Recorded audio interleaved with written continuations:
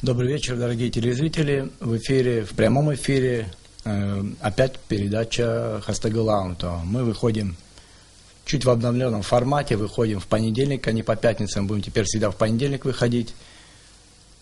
Чуть обновили студию. И вообще, планируя сегодняшнюю передачу, мы не ожидали, что будут такие события. Я имею прежде всего отставку правительства. И поэтому мы о ней, наверное, сегодня не будем о ней много говорить, а просто вспомним ее, да, Инал? Да, я думаю, это ситуация, которую надо, наверное, пережить день-два, осмыслить, чтобы потом уже понять, что происходит. Тем не менее, отставка, жизнь продолжается, и мы хотели бы сегодня поговорить на другую тему, которую мы заранее готовили, и так уж получилось, что единственной фактически собственностью Абхазии за пределами страны является выставочный павильон на ВДНХ, и эта площадка для нашей страны не только возможность дает возможность не только участия там в различных ярмарках, проводимых там в Москве, и где мы можем представить свою промышленную, сельскохозяйственную продукцию, но и это является своего рода культурный центр, посредством которого москвичи и гости российской столицы, они могут узнать о нас, абхазах, о нашей истории, культуре, обычаях, традициях и так далее. Это такое своего рода площадка для пиара Абхазии. И мы, собственно говоря, хотим поговорить сегодня о ВДНХ. Этот разговор о ВДНХ – это такая точка опоры. Естественно, мы не будем ограничиваться этим вопросом. Мы будем говорить и о привлекательности Абхазии, об инвестициях. И разговор у нас будет достаточно, надеюсь, интересный. И гости у нас очень интересные. Я представлю их. У нас в гостях руководитель торгпредства Абхазии в Российской Федерации Олег Барциц. Далее его тезка Олег Лакоба, он исполнительный директор Международного культурно-делового центра Республики Абхазия. И также Петр Береза, директор по развитию этого же Международного культурно-делового центра Республики Абхазия в Москве. То есть это та организация, которая именно занимается фактически руководить представлением об Абхазии в Москве, и в том числе центром на ВДНХ. Олег, наверное, как у руководителя, первый вопрос будет такой: какова предыстория этого всего, то, о чем я сейчас говорил? Год уже вроде. Да, уже год, как вы активно функционируете именно на этой площадке. Это, собственно говоря, и послужило информационным поводом для сегодняшней встречи. Хотя там у всех плохое представление, что такое вообще ВДНХ, да, там, то есть какое-то советское представление, да, там некая параллельная жизнь, и нынешней мы не очень общество, не только обычные, даже и чиновники, мне кажется, не очень понимают, что такое ВДНХ. И хотелось бы просто вкратце. Знаем, что выигрывали там на ярмарках Гран-при, там дважды, там еще что-то, какие-то медали. Да. Но понимание того, что такое сейчас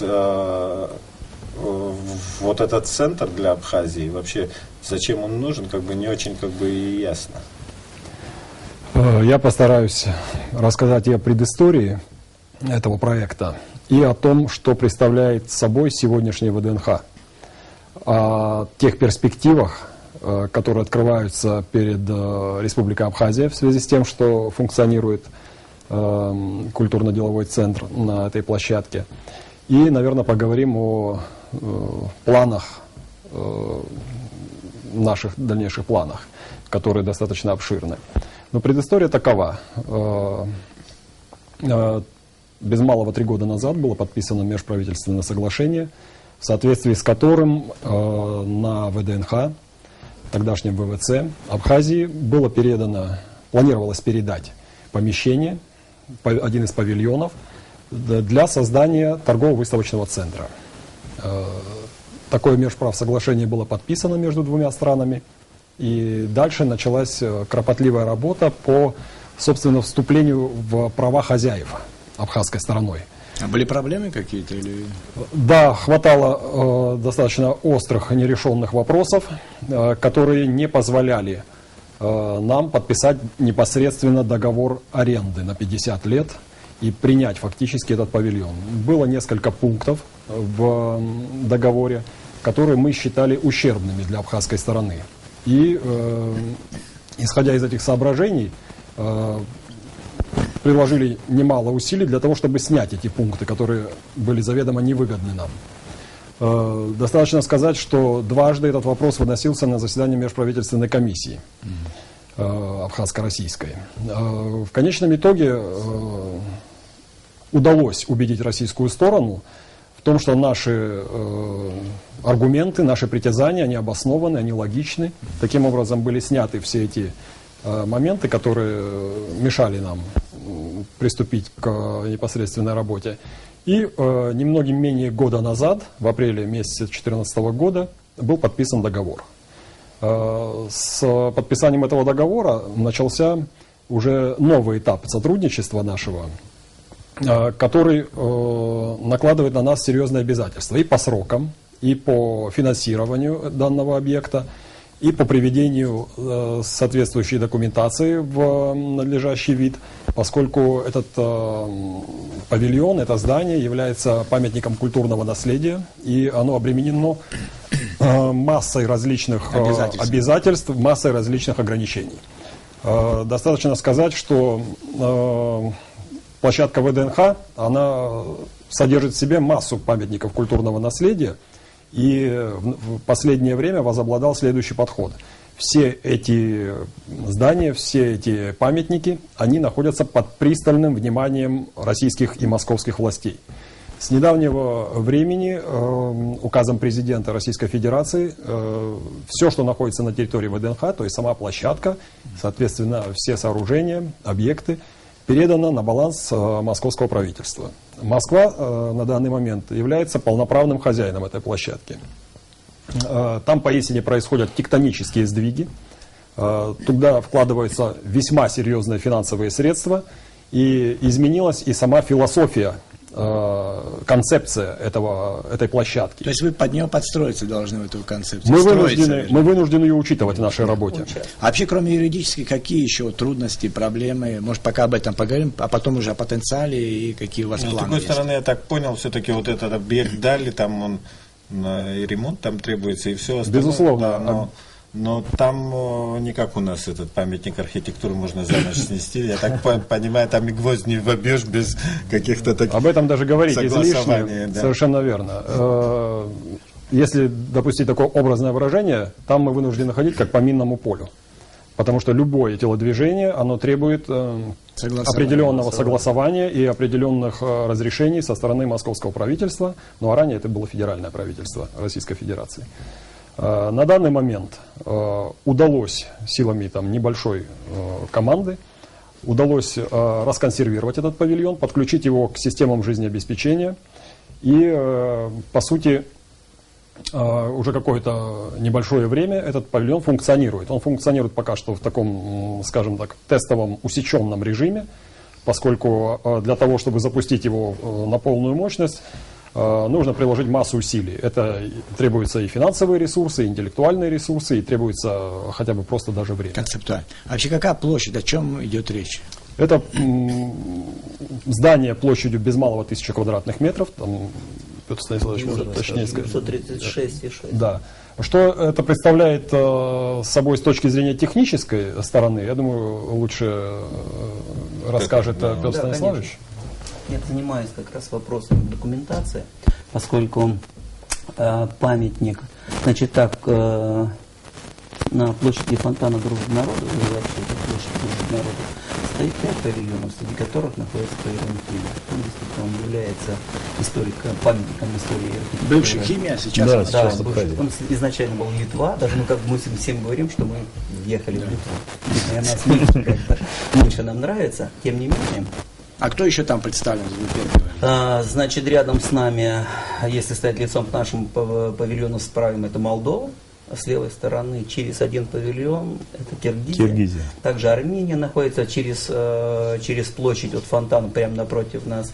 Азербайджан сейчас переписывает свое соглашение, там получает на свой стадии исторический согласования свой идет, павильон. А Грузия имеет там павильон? Грузия не имеет, но мы как бы видим, как Грузия стремится получить хоть какую-то площадку, не обязательно павильон, но какое-то помещение. А почему так все стремятся? Диаспора, по крайней мере, насколько мы знаем, постоянно письменно обращается. Более того, она участвует во всех мероприятиях, которые касаются все, что связано с как бы бывшим СССР. А почему вот такой интерес вот такой так престижно?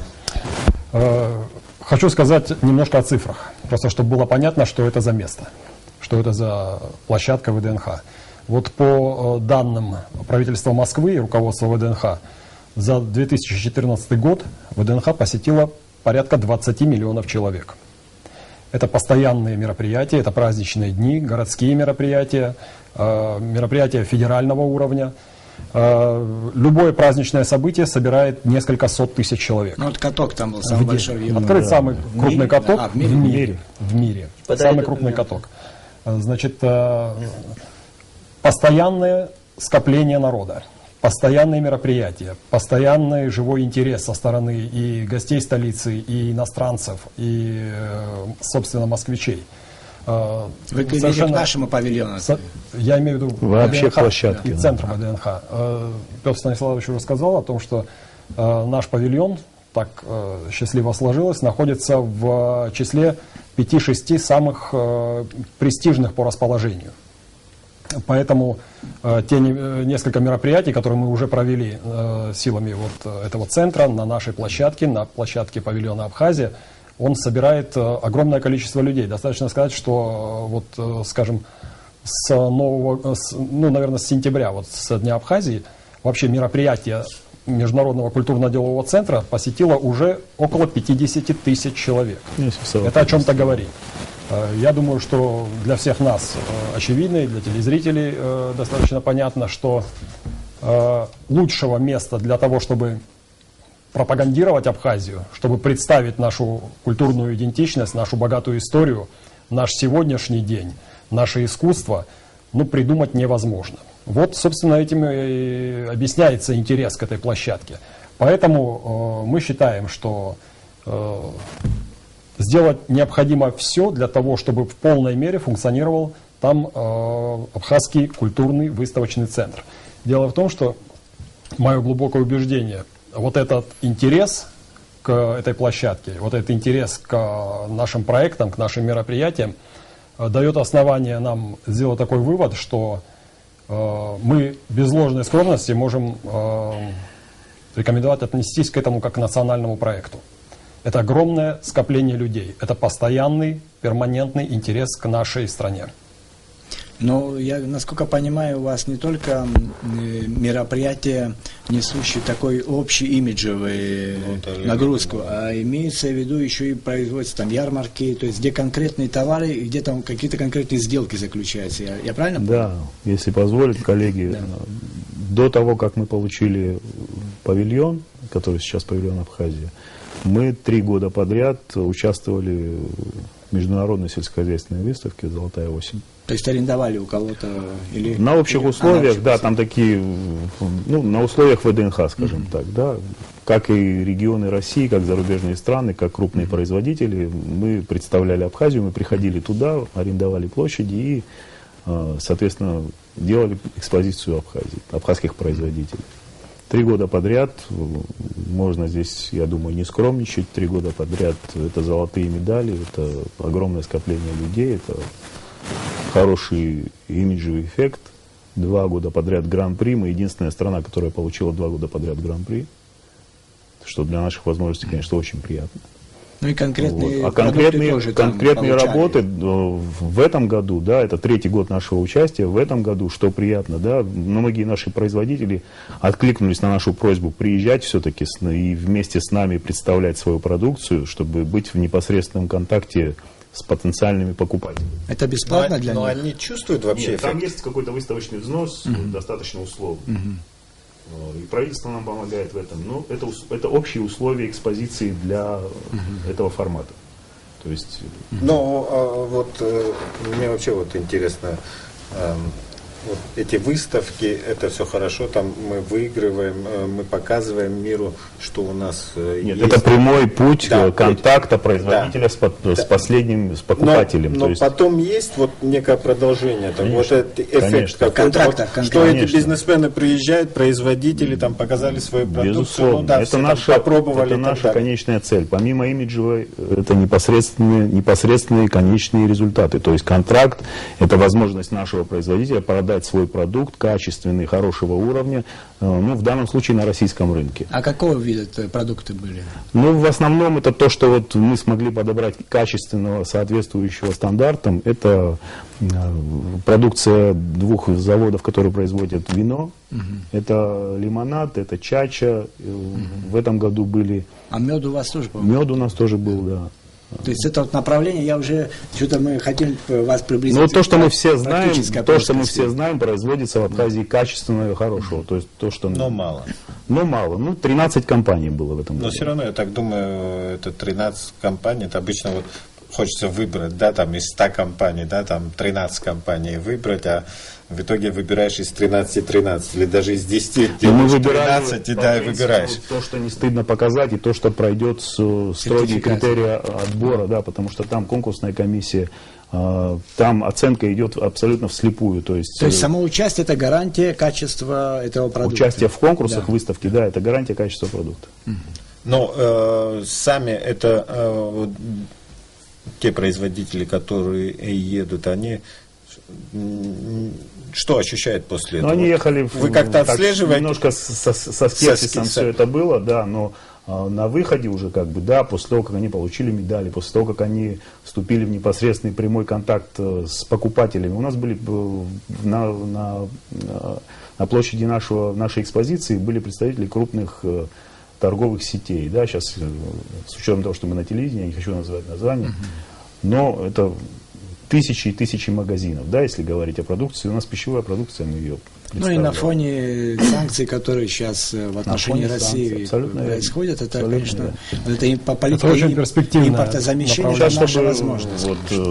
Сказать кратко, сейчас в стадии проработки, подготовки, на стадии подписания несколько проектов, которые мы сопровождаем, мы помогаем, чтобы они состоялись. А как нас сегодня смотрит конкретный производитель какой-то, он хочет участвовать в выставке, он хочет каких-то контактов, с чего он должен начать, если в практическую плоскость перейти, он должен вас найти или как это? Я могу сказать, что критерием участия является высокотехнологичное производство или более или менее приличная технологическая линия и уверенность в качестве своей продукции. Это основные критерии, основные требования, которые мы предъявляем к производителям. Мы должны быть уверены, что то, что будет представлено под брендом абхазское, под абхазским брендом, оно должно быть заведомо качественное. Оно должно быть экологически чистое и, естественно, оно должно быть достойно представлено. Это должен быть какой-то респектабельный вид подачи. Что касается, собственно, бюрократии, составления заявки, попасть в этот список участников, то механизм уже отлажен. Олег может рассказать об этом. С Министерством экономики, все это происходит в хорошем взаимодействии. У нас в Министерстве экономики. Да, с нашим Министерством экономики все это происходит. Изначально мы собираем заявки, то есть те, кто уже был, это наш основной костяк, те, кто хочет присоединиться, но все равно это мероприятие на слуху. Они обращаются в Министерство экономики, сопровождение на российскую сторону всего этого хозяйства мы берем на себя, российскую сторону мы тоже берем на себя, то есть мы помогаем им попасть на выставку. То есть до мелочей. Такие продюсеры нашей продукции. Можно и так сказать. Провайдеры, я бы сказал. Что бы хотелось добавить, первый год, второй год и третий год участия в этом году очень хорошо заработал менеджмент этих компаний. Да. Маркетинговые части, безусловно, они стали открытыми. раньше тоже не участвовали. Была продукция, какое-то смещение такое. Осмелели. В этом году осмелели. И вы знаете, и появился еще командный дух за страну. Вот за республику стояли, никто вот на награждение аплодировали. Абхазские аплодисменты были лучшими, самыми крепкими, всякое качество и количество. Ну и результат был особенный, Безусловно. конечно. Это воодушевляет Второй участников гран-при это. и организаторов, и многих, что тут говорить. А вот на этих выставках, ну, понятно, торговые предприятия, которые хотят там приобрести там продукцию сельскохозяйственную, абхазскую, там промышленную, вина, воды и так далее. Но есть ли вот возможность на этих выставках, чтобы вот через вот эту продукцию там инвестор понял, что можно в принципе там вложиться там в какое-то сельскохозяйственное предприятие или какую-то перерабатывающую промышленность? Я вам попытаюсь ответить на этот вопрос с помощью следующей иллюстрации. Вот со времени окончания выставки в октябре 2014 года, а после того, как абхазские производители достаточно громко заявили о себе, Олег уже говорил о том, что было и гран-при, и было 20 медалей, много золотых медалей и так далее. По сути, произошло такое разогревание рынка потенциального. Я могу сказать, что только я давал несколько раз интервью на различных каналах российских, в том числе и на специальных каналах, таких как Агротелевидение, Минсельхозовские, на различные средства массовой информации, которые просто живым интересом выходили на нас для того, чтобы понять, что собой представляет абхазская аграрная отрасль, что представляет собой модернизация этой отрасли, каковы перспективы, особенно в связи вот с такой благоприятно складывающейся внешней конъюнктурой, то, что мы называем возможностью участия в импортозамещении. Открываются уникальные возможности. Ну, недорогая электроэнергия, логистика более-менее много. Есть плюсы, есть и минусы, конечно. Много плюсов, используя которые мы могли бы поучаствовать в этом импортозамещении. Я считаю, что это шанс и для отрасли, поскольку в небольшой стране, каковой является Абхазия, правильные, выверенные шаги в этом направлении, они могут дать эффект уже там в краткосрочной и среднесрочной перспективе. А как у вас контакты с, ну, допустим, с властью Абхазии? То есть вы же тоже не... Это все не филантропия, это все стоит денег. То есть вы в бюджете или как вообще это происходит? Ну, что касается контактов, коммуникаций, они постоянно имеют место быть, они присутствуют. Мы находимся в хорошей коммуникации и в хорошем рабочем контакте с профильными министерствами, ведомствами. Естественно, мы ведем достаточно агрессивную, в хорошем смысле, информационную политику о том, что делается, что предпринимается. Об этом всегда можно узнать, можно представить, составить представление о том, что происходит. Мы регулярно информируем и руководство страны о каких-то проектах, о каких-то достижениях, о возможных планах наших, но, естественно, и о проблемах. Ну и как? Отдача какая-то есть? То есть как у вас это... Результат есть этого всего? То есть понимание этого всего?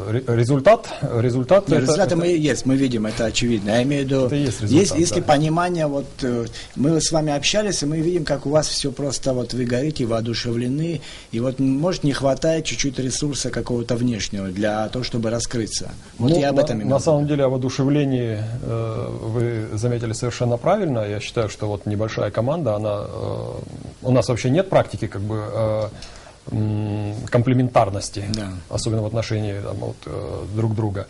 Но эта небольшая команда, она довольно профессиональная, работает, я так оцениваю работу своих коллег. Она достаточно профессионально подготовлена, и она работает с достаточно высоким уровнем самоотдачи. Что касается наших контактов, возвращаясь к вашему вопросу, ну, эти контакты регулярны. Я хочу сказать, что вот мы не так давно, в середине января, в конце января, мы предоставили доклад президенту страны. Одно из положений этого доклада было посвящено как раз-таки работе Международного культурно-делового центра, работе торгпредства. Мы информировали его о каких-то отдельных проектах, и в том числе о концепции развития вот этой площадки. Состоялся заинтересованный, ответственный диалог, и мы были услышаны. Я так оцениваю это. На данный момент, конечно, хватает и сложностей, с учетом тех трудностей общего характера, финансового характера, которые испытывает наша страна, наша экономика. Разумеется, много нерешенных вопросов. Однако, вот, когда мы озвучили тезис о том, что было бы оправданно отнестись к этому направлению, в том числе и к выставочному направлению, к презентации наших деловых возможностей, наших возможностей по тому же импортозамещению, отнестись к этому как к национальному проекту, мы были услышаны. Я считаю, что предстоит огромная работа, без преувеличения могу сказать. Надеюсь на то, что мы будем в живом, постоянном контакте, диалоге. Хотя вот о алгоритме решения этих проблем, я думаю, Петр может рассказать поподробнее. Действительно, есть, как мы говорили уже, павильон – это памятник архитектуры. Но это одна сторона дела. То есть все работы – это реставрационные работы. Они имеют, то есть мы сейчас сегодня подписали договор об охранном обязательстве, в котором мы взяли на себя ответственность, что за всю историческую часть павильона несем юридическую ответственность. Не выполняя ее, у нас могут просто отнять этот павильон. Например, там не справились и сошли с дистанции Узбекистан, который имел изначально павильон «Культура». Сегодня они уже участвуют. Огромные сложности у Молдовы. Прежде всего, Молдова не могла найти средства для того, чтобы планово в графике решать свои вопросы.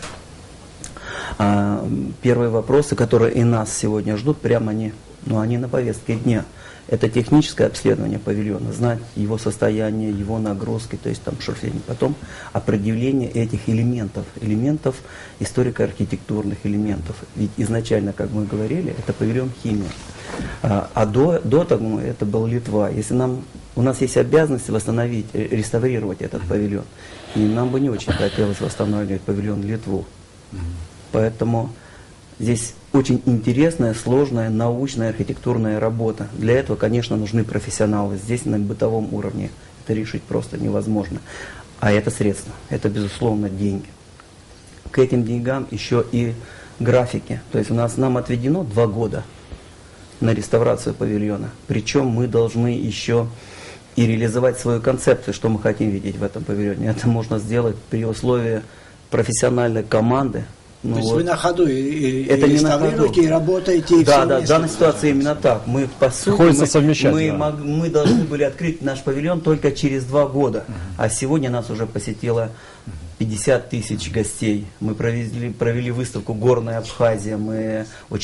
Олег, пожалуйста, вот в области культуры у нас какие состоялись. На этот год. Не Абсолютно только верно, да, мы вообще по закону должны были туда зайти после реставрации. Но с учетом того, что мы не в поле стоим, и у нас вокруг ВДНХ со своими программами, с мероприятиями, в которых мы должны участвовать, да, где мы не имеем права не участвовать. Он не может стоять с закрытыми дверьми. Поэтому мы в таком вот, как Олег сказал, тестовом режиме, мы пытаемся там, не то что что-то делать, проводить мероприятия достаточно хорошего уровня. Горная Абхазия, абсолютно верно. Вот выставка Тенгиза Тарба, которая у всех на слуху, она такая достаточно интересная по своей сути. Она вызвала интерес, она прошла, она почти месяц у нас шла, было большое количество людей. В Масленице мы сейчас участвовали, да, вроде, что такое Масленица? Мы придумали свой формат. Масленица по-абхазски она называлась. Около 30 тысяч человек пришло. Это были, сейчас если интересные подробности, блины из кукурузной муки. То есть, что можно внести нового в Масленицу, да, если так. То есть везде какая-то своя фишка, да, это везде какой-то вот абхазская изюминка, да, в центре Москвы. Кого удивишь на сегодняшний день, там, блинами или чем-то? А вот изюминка, именно вот на эту изюминку приходят люди. А что это? Это Абхазия. Прошло как-то... Абхазы приходят? Конечно, диаспора. Самое главное, конечно. что это только предлог для подачи. Да. Для подачи нашего культурного потенциала, для подачи нашего искусства. Вот вы спросили про диаспору, про абхазцев, жители Абхазии, граждан Абхазии, которые находятся в России, участвуют ли они. Самое деятельное участие. И мы им за это очень благодарны. Да. Потому что любое наше мероприятие, оно происходит в тесном сотрудничестве, в контакте, при поддержке московской абхазской диаспоры, за что мы благодарны и руководству диаспоры, и вообще нашим соотечественникам, которые в Москве.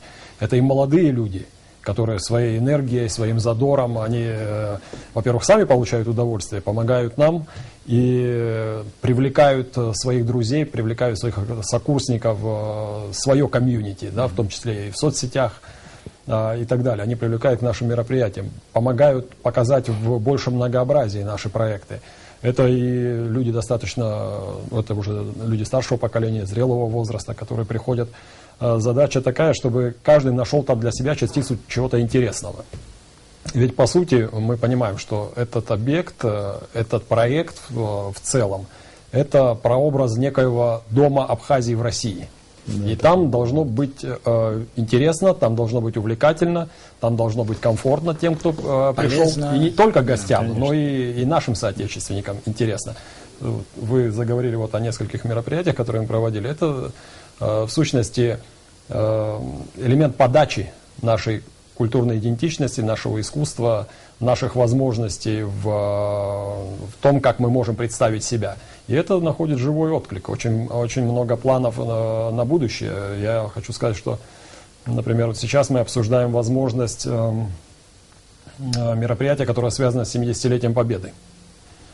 Мы хотим сделать там достаточно серьезную экспозицию, которая будет посвящена уроженцам Абхазии, жителям Абхазии, которые участвовали в Великой Отечественной войне, которые стали орденоносцами, и хотим сделать достаточно яркое такое массовое действие с участием абхазских артистов, звезд нашего искусства, нашей культуры, и подарить это все ветеранам. И нашим ветеранам, которые, мы надеемся, приедут в Москву на празднование 70-летия, и ветеранам российским, и любым людям, которые придут посмотреть на это действие. Я думаю, что это будет и очень символично, и думаю, это будет мероприятие достаточно серьезного уровня.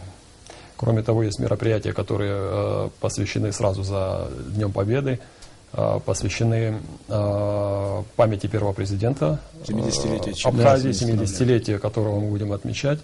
Будет тоже развернута экспозиция в нашем павильоне. И, Фазиль естественно, Абдулович, вы делали, я насколько знаю, вы Фазиль Абдулович тоже участвовали были в акциях по празднованию дня совместно. рождения. мы приняли участие в праздновании 86-летия Фазиля Абдуловича Искандера. Имели удовольствие и честь поздравить его, пожелать ему всего самого наилучшего, долгих лет жизни. Очень приятно было общаться с нашим великим соотечественником, с нашим классиком. Кроме того, есть планы принять участие в Дне России, который пройдет 12 июня. Также будет широко отмечаться в России, в том числе на ВДНХ. Я думаю, что Абхазия поучаствует и здесь. Есть масса планов, которые связаны с нашим взаимодействием с дружескими и братскими нам республиками Северного Кавказа, поскольку из всех вот этих народов только абхазы имеют свой павильон, свою площадку. Тоже могут Не только павильон, но и свою Мы хотели бы, да, чтобы... Только мы имеем такую площадку, которая позволяет проводить свои мероприятия, никого не спрашивая, ни у кого Ничего не арендуя, да. не арендуя. Поэтому мы думаем, что сейчас начинается у нас этап переговоров с Российским конгрессом народов Кавказа. Мы постараемся найти формат взаимодействия с ними, а они, очевидно, попытаются найти такой же формат взаимодействия с нами. Я думаю, что это будет очень живое и плодотворное сотрудничество. Я все-таки хотел бы вернуться уже как бы опять с того, с чего мы начали. Все-таки экономика — это двигатель всех этих дальнейших культурных мероприятий и нашего процветания. Я все-таки, вот мне интересно, вот Петр, все-таки вы давно уже вот в системе ВДНХ еще работали до этого, да? Да, я был советником генерального директора. Да, и у вас все-таки больше взгляд такой, ну, вот мы абхазы, у нас иногда притупляется взгляд, то есть на то, чего мы производим и что мы можем дать. А вот как со стороны, вот тем более после этих выставок, чем абхазский продукт может быть интересен, да, допустим, российскому рынку? Какой? продукт. В чем уникальность? Да, в чем сейчас как бы и мандарины красивые везут марокканские, да, там и абрикосы разные, но Что касается... чем мы можем как бы продвинуться на этом рынке? Мы все вроде бы как бы всего производим, но давно уже как бы в плане там внешнего вида и так далее, упаковки там абсолютно не конкурентоспособны. Чем мы можем вот, заинтересовать этих людей, этих бизнесменов, которые захотят вдруг купить наши там, я не знаю, там мандарины, аджику, вино и так далее? Хороший вопрос, Инал. Хороший вопрос. Есть ответ. Он лежит на поверхности. Дело в том, что есть московский ресторанный бизнес, он огромный. И приготовить можно блюдо только из продуктов. Те основные поставщики, которые поставляют, в общем, они как бы мясо покупают у одних компаний. Там, я не знаю, овощи, фрукты у нас идут азербайджанские, там класса А ресторан. Фермерский товар. Абхазский. Всегда интересно. Ассоциация, конечно. Он, среда произрастания, он имеет свои особенные вкусовые качества. Ну, экология пишут. К примеру, но к нам обратилась ассоциация рестораторов ательеров, сеть ресторанов «Грабли». Я не хотел бы действительно рекламировать, но вот им интересны именно вот такие сезонные поставки. Весна, мушмола, интересно. 2 недели, пожалуйста, они готовы там компоты в своих ресторанах давать. Причем это ресторан широкой такой доступности. Зима, это абхазские мандарины, это абхазские лимоны. Тоже отлично. Зелено, аджика, она, специи. конечно, специи. Это интересный продукт. Мы им помогаем выстраивать отношения. Вот не придут эти сетевые рестораны, вот, напрямую в Абхазию искать с кем через центр с удовольствием. Им нужен какой-то вот некий гарант для переговоров. Да? И фермерская продукция, она действительно очень интересная. Ну, очень интересная. Сезонные продукты всегда интересны ресторанам.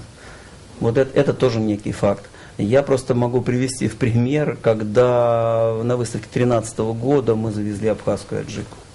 Но разобрали там, не знаю, 200 килограмм за 2 часа. То есть все, что привезли фермеры Люди наши, брали килограмм. абхазские, брали... Не фасованная, да? То есть... Не фасованная аджику, безусловно. А вот что мешает, вот вы говорите о возможностях, а вот что с точки зрения, допустим, покупателей, что мешает в нас? Что мы можем исправить, чтобы облегчить этот товаро-денежный обмен, так сказать? Вы знаете, на самом деле все гораздо проще. Вот мы в этом году, у нас вот сегодня пример.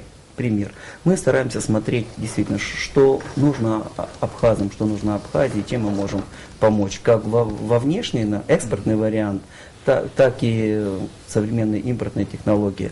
Мы сегодня проводим работу о проведении здесь, в Республике Абхазия, научно-практических семинаров в ресторанном и гостиничном бизнесе. Да, наши партнеры — это Всероссийская ассоциация кулинаров во главе с ее президентом Беляевым Виктором Борисовичем. Это представители уже и происходит? Это мы собираемся в апрель-май месяц. То есть чем интересна эта ассоциация, она реальная ассоциация, она действующая. То есть в ассоциацию входят именно те члены, которые вот реально могут чем-то поделиться, чему-то поучиться.